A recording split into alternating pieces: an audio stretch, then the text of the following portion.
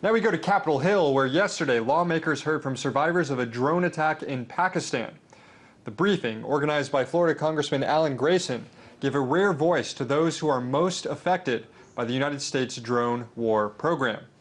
On hand was the family of 67-year-old Mamina Bibi, who last year was targeted by a drone in a remote village in Pakistan and was thrown 20 feet and killed instantly as she was gathering okra in a field with her two grandchildren who were injured in the strike too. Her family has received no explanation from the U.S. government as to why this happened. Unfortunately, only 5 members of Congress showed up to the briefing with Congressman Grayson. They include Rush Holt of New Jersey, Jan Schakowsky of Illinois, John Conyers of Michigan, and Rick Nolan of Minnesota. But despite the low turnout, this was a rare event on Capitol Hill in which members of the U.S. government officially acknowledged that these strikes are actually happening and they are destroying lives, something the current and previous administrations in the White House have been reluctant to do. Earlier, I sat down with Congressman Grayson and I asked him what impact he hopes his briefing will have. I think that over time it's going to have a great impact. One of the laws of war, of the use of military force in general, is that we try to spare civilians, we try to spare the innocent. In the case of drones, there have been documented reports of roughly 1,000 innocent people who have been killed by these attacks. Virtually every observer says that the chance of killing an innocent is roughly 1 in 5 every time we launch one of these attacks. 1 in 5 of the victims turns out to be entirely innocent. And there are publicly available lists of almost 200 children who've been killed by these attacks. People have to start to wonder, why are we so willing to do this when there's so much collateral damage that's evident here? Well, why do you think it is that the administration has refused to do what you did yesterday, which is acknowledge that this is happening, explain these strikes, and perhaps compensate the victims? Well, I think that to some extent, and when you say the administration, I'll make it clear that this has been a long-standing policy of the U.S. government and not limited to the Obama administration, but to some extent, the military-industrial complex has a policy of denying, obscuring, attacking, and to some degree turning the victims into the supposed oppressors. I think that we have taken positions with regard to actual threats to this country that turn out to be somewhat overstated, to say the least.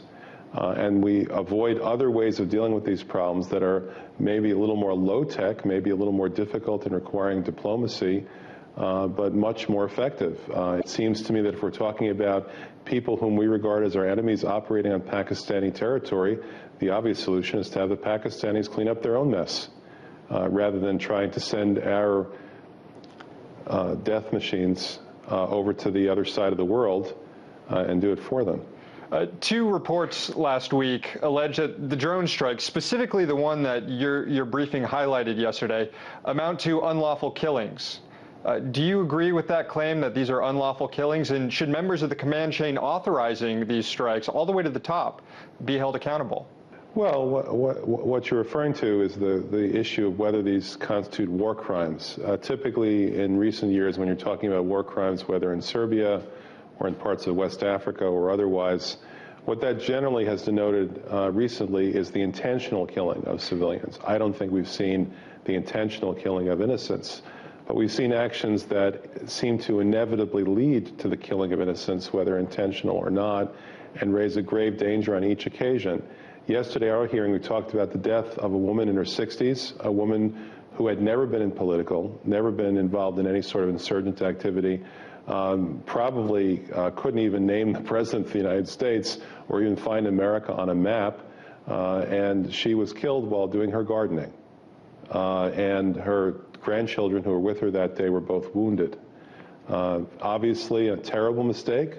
Mistakes like this do happen, but they happen with alarming frequency during this drone program. I think that expecting that an American looking at a screen somewhere in the continental United States and deciding on the basis of what he sees on that screen through telemetry who lives and who dies at locations 8,000 or 9,000 miles away is just too hard to do and too hard to do accurately.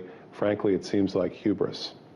I want to shift gears here quick to something that happened on the House Intelligence Committee yesterday during the hearing, when there was this exchange between Chairman Mike Rogers and Congressman Adam Schiff over whether or not the committee was informed of the NSA's program which spied on world leaders. Here's just a quick clip of the exchange. I'd be interested to know, Mr. Chairman. We would be happy to take you down to the committee and spend a couple of hours going through mounds of product that would allow a member to be as informed as a member wishes to be on sources and methods and all activities of the intelligence community under the national intelligence framework. Well, I would just say, and I just think we need to be careful about what you're talking about, but I think it's disingenuous to use the classification. Well, and I think it would be disingenuous, Mr. Chairman, if you're suggesting we have information if we don't have it. You've alleged that Chairman Rogers' Intelligence Committee has withheld intelligence documents from you in the past.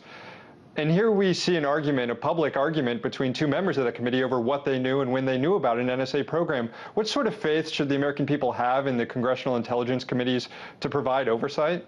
Little or none.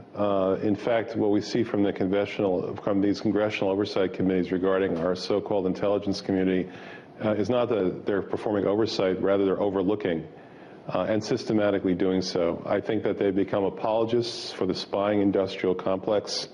And that I have literally never seen them do anything other than rationalize these, in some cases, gross abuses and constitutional violations, particularly with regard to domestic surveillance.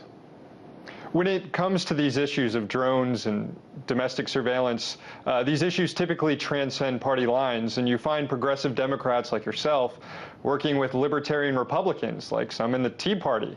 As someone who's leveled quite a bit of criticism at the Tea Party, what do you make of these new political coalitions that have formed in recent months in light of these revelations, both about drones and surveillance?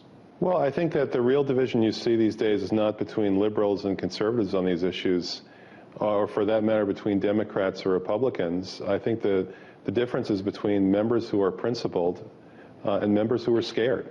The members who are principled understand that we have a Constitution that requires probable cause and particularity. Those are the explicit terms of the Fourth Amendment.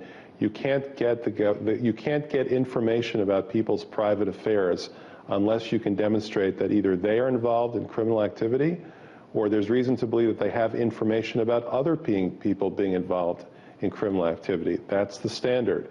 What's happening instead is a dragnet approach where the government collects everything and then purports to sift through it to try to find evidence of wrongdoing, which is directly contrary to our privacy, our dignity as human beings, and our rights under the Constitution. Those of us who are principled understand that and stand against it.